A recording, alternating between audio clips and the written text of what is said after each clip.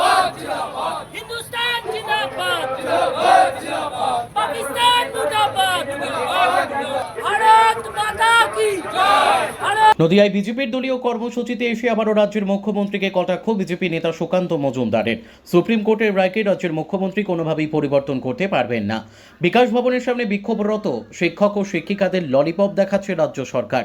শনিবার বিকেলে নদিয়া জেলার কৃষ্ণনগর সদর শহরে নদিয়া উত্তর সাংগঠনিক বিজেপির পক্ষ থেকে এক তিরঙ্গা যাত্রা মিছিলে যোগদান করতে এসে রাজ্যের শাসক দল তৃণমূল কংগ্রেস ও রাজ্য সরকারের কার্যত এই ভাষাতেই সরাসরি আক্রমণ করলেন বিজেপির রাজ্য সভাপতি ও কেন্দ্রীয় শিক্ষা প্রতিমন্ত্রী সুকান্ত মজুমদার।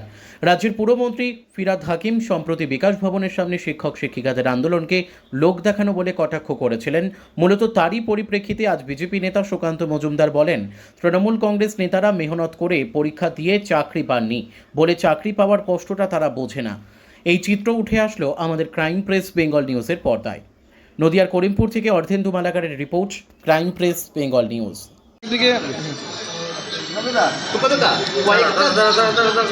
দাদা মুশকিল হয়ে যাবে। কলকাতায় বিকাশ ভবনের সামনে এখনো চাকরি হারে প্রার্থীদের বিক্ষোভ চলছে, যেখানে নিয়োগপত্র প্রকাশ করা হয়নি এখনো, কি বলবেন?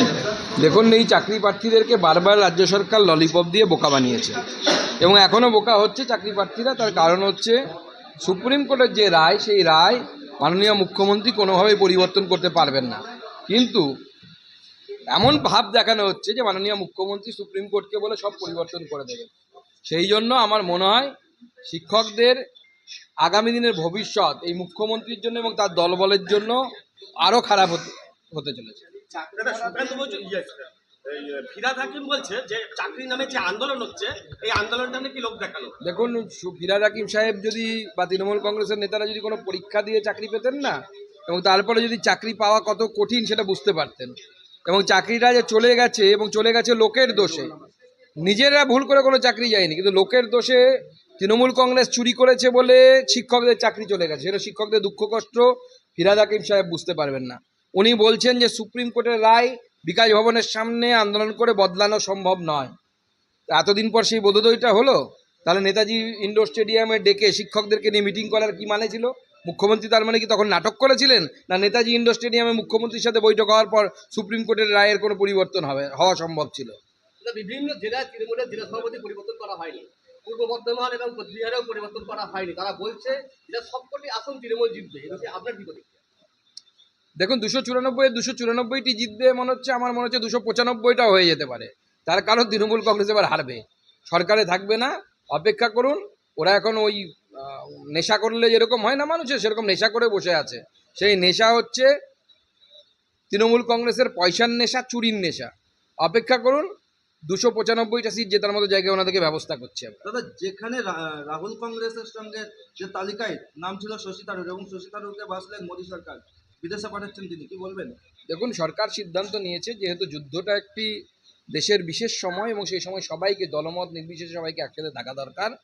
সরকার একটা বিভিন্ন পার্টির সদস্যদেরকে নিয়ে টিম তৈরি করে বিভিন্ন দেশে পাঠাচ্ছে পাকিস্তান সম্পর্কে সেই দেশের মানুষকে, সেই দেশের সরকারকে অবগত করানোর জন্য। তাতে শশী থারুরকে বেঁচেছেন কারণ শশী থারুর যোগ্য লোক। উনি আমাদের যে বহির্বিশ্বের সাথে যে সম্পর্ক, তার অন্যতম একজন এক্সপার্ট। ভারতবর্ষের বাইরে বহুদিন উনি কাজ করেছেন। এক্সটার্নাল অ্যাফেয়ার্স বলে যে সব বিষয়টি আছে, এই বিষয়টির উপর ওনার বুৎপত্তি আছে, সেই জন্য কেন্দ্র সরকার তাকে সিলেক্ট করেছে।